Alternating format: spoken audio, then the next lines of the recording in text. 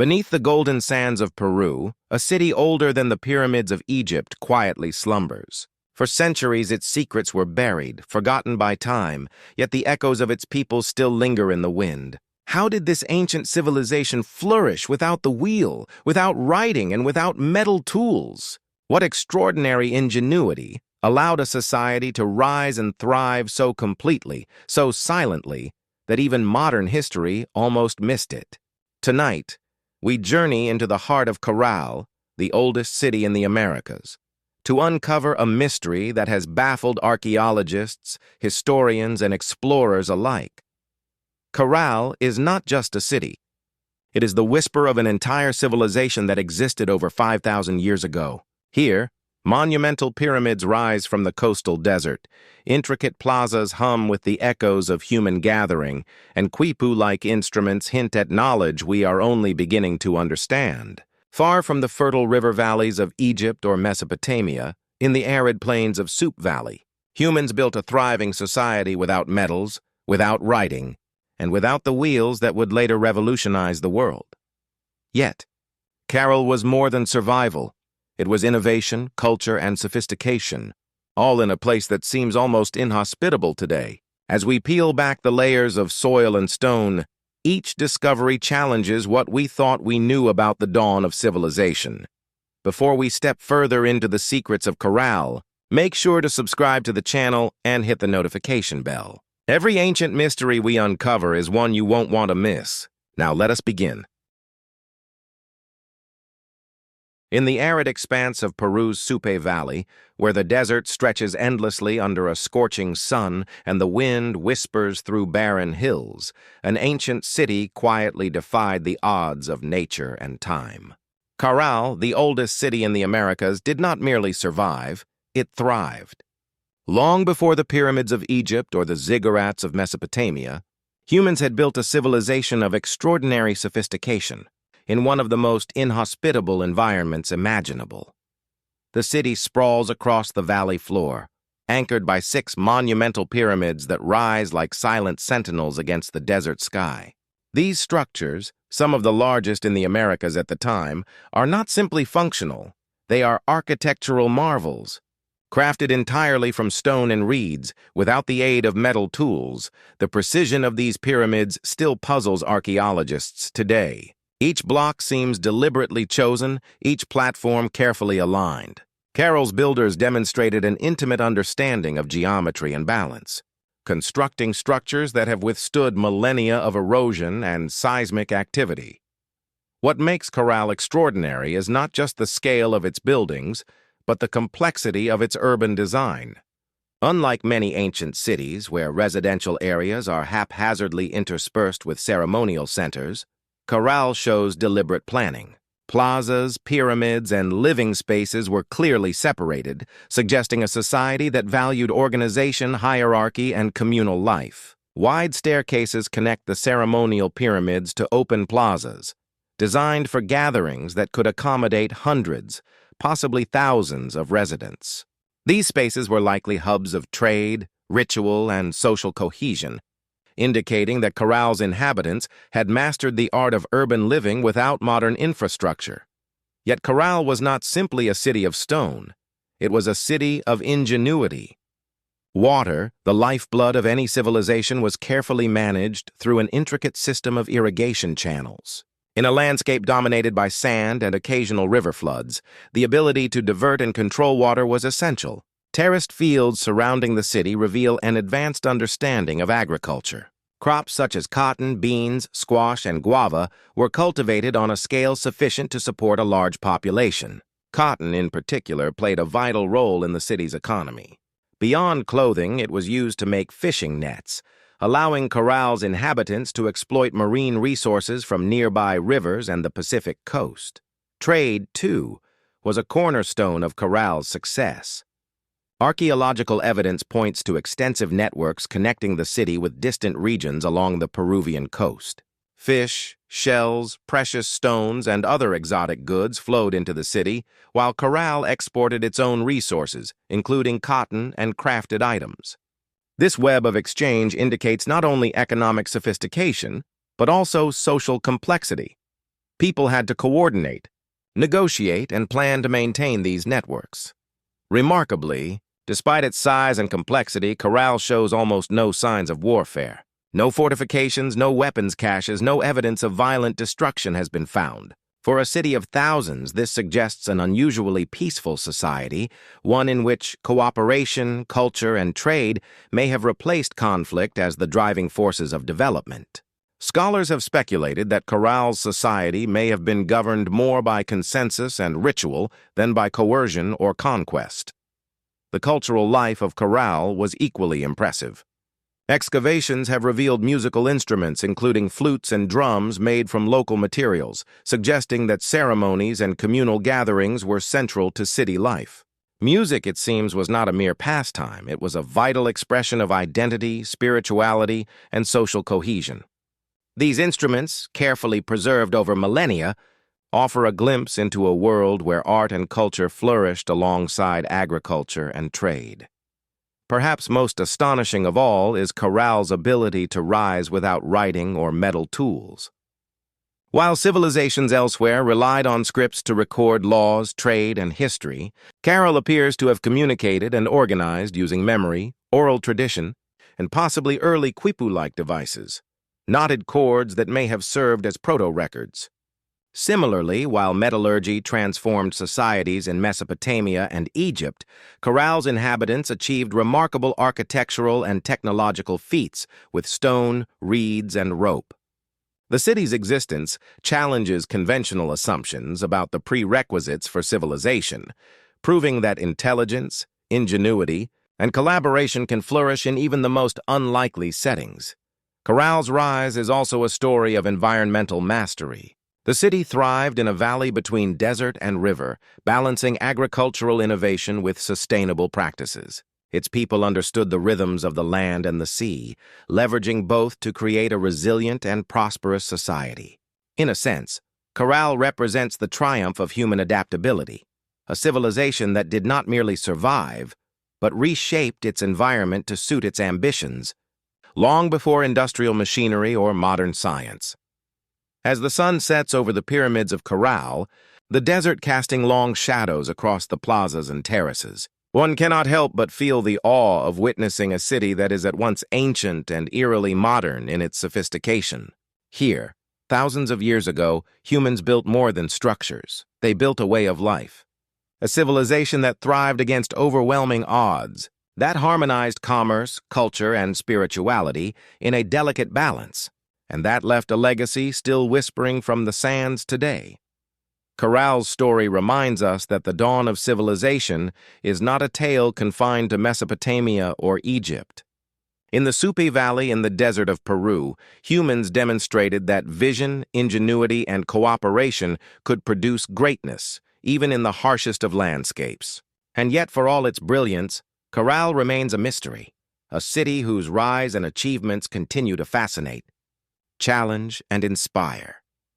Beneath the towering pyramids of Caral, the desert conceals layers of human ingenuity, ritual, and mystery. These structures, silent for millennia, were more than monuments. They were the heart of a civilization, carefully crafted to reflect both daily life and spiritual devotion. As archaeologists painstakingly uncover terraces, plazas, and subterranean rooms, a vivid picture emerges of a society that was as sophisticated in its culture as it was in its engineering. The ceremonial heart of Caral lies in its expansive plazas, spaces designed not just for gatherings but for profound spiritual and social functions. Here, the city's inhabitants would have convened for rituals, feasts, and music-filled ceremonies, orchestrated to reinforce social cohesion and religious devotion. Evidence suggests that the largest plaza could accommodate hundreds of people simultaneously, a testament to the scale of Caral's communal life. Unlike many civilizations that centered power in a palace or fortress, Caral's monumental spaces emphasize collective participation, a society where ritual and community were inseparable. Religion was deeply woven into every aspect of Caral's existence. Central pyramids, such as the Great Pyramid of Caral, align with the solstices and celestial events, revealing an advanced understanding of astronomy. These alignments were not merely aesthetic. They guided agricultural cycles, marked ceremonial dates, and symbolized the connection between heaven and earth. The precise orientation of these structures suggests that Caral's people observed the skies with careful attention, tracking the movement of the sun, moon, and stars to harmonize their spiritual and practical lives. In this desert, the cosmos itself dictated the rhythm of society. Music, too, played an essential role in Caral's spiritual and social fabric. Archaeologists have discovered flutes, small drums, and other instruments, many meticulously crafted from local materials. These were not decorative. They were tools for ritual, celebration, and communication. Imagine the plazas alive with the haunting sound of flutes and the deep resonance of drums, guiding the community through ceremonies that honored the gods, the seasons, and the cycles of life. In a city without written language, sound became a medium of memory, emotion, and cultural transmission.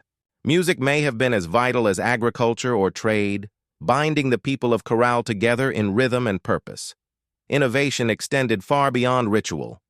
Caral's inhabitants were master engineers, designing irrigation systems that transformed the arid landscape into fertile farmland.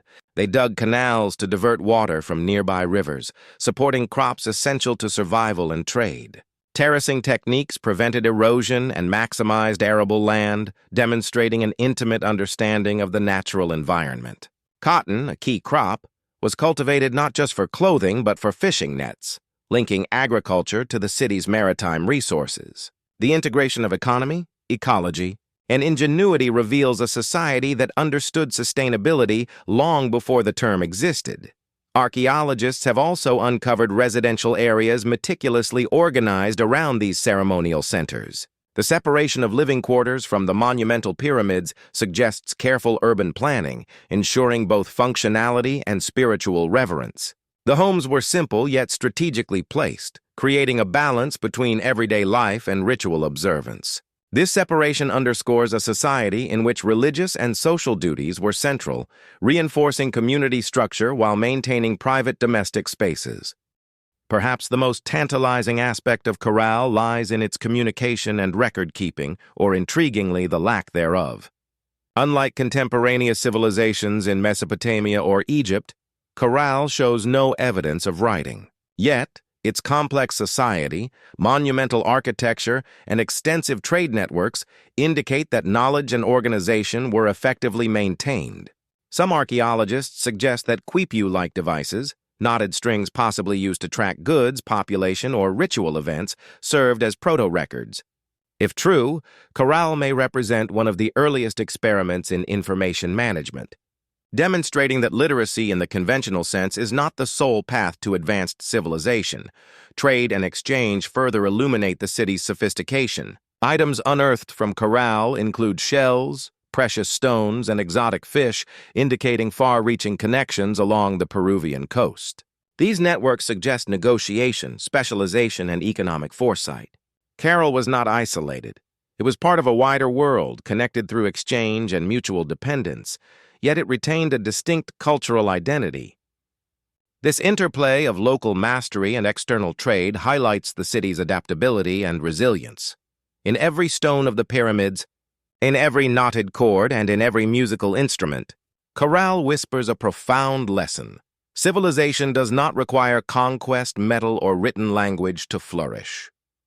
What it does require is vision, ingenuity, and collaboration. Caral's people thrived in harmony with their environment, creating an advanced society in a place where survival alone would have been a challenge. Their achievements challenge modern assumptions about the origins of complexity and sophistication in human history. As the sun dips behind the desert ridges and the shadows of the pyramids stretch across the plazas, the secrets of Caral seem almost tangible. The city, long hidden beneath layers of sand and centuries of neglect, speaks of a people who mastered both the physical and spiritual worlds. In this ancient desert metropolis, innovation, religion, and culture converged to create a society that was resilient, harmonious, and astonishingly advanced. Yet, for all we have discovered, Caral remains shrouded in mystery. How did these people maintain such cohesion without written records? What rituals governed their daily lives, and what knowledge has been lost to time? The answers lie buried beneath the pyramids, waiting for archaeologists, historians, and the curious alike to uncover them. In exploring these hidden layers, we begin to understand that Caral was more than a city. It was a testament to human potential. A civilization that rose in the desert, aligned with the cosmos, thrived without weapons, and left behind whispers of music, ritual, and innovation. Caral proves that even in the harshest landscapes, humanity can create beauty, order, and enduring legacy. For over a millennium, Caral stood as a beacon of human ingenuity, a city where the desert itself seemed to bend to the will of its inhabitants. Yet, like so many ancient civilizations, its glory was not eternal. Around 1800 BCE, Caral was mysteriously abandoned. Unlike other ancient cities that fell to invaders, fire, or famine, Caral shows no signs of violent destruction. No charred ruins, no mass graves, no walls breached by enemies. Instead, the city simply emptied, leaving behind monuments, plazas, and pyramids that would slumber beneath the sand for thousands of years. The reasons for Caral's decline remain one of archaeology's most compelling mysteries. Some scholars suggest environmental change played a role.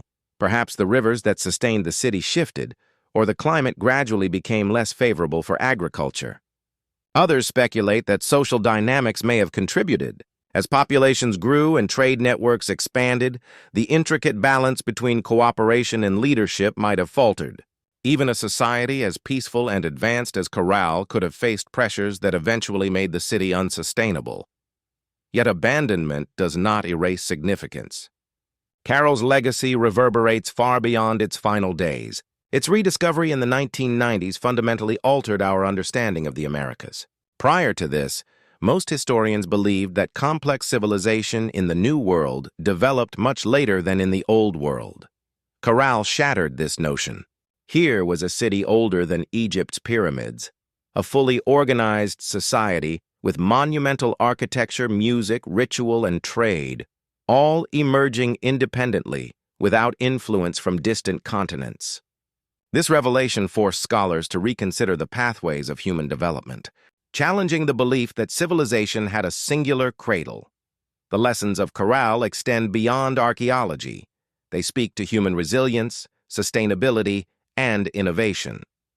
The city demonstrates that thriving societies do not necessarily require military conquest or technological dominance. Instead, they require vision, collaboration, and an intimate understanding of their environment.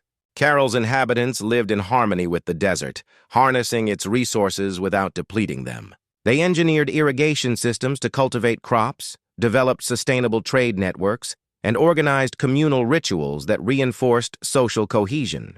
These practices, developed 5,000 years ago, echo modern principles of environmental stewardship and sustainable urban planning.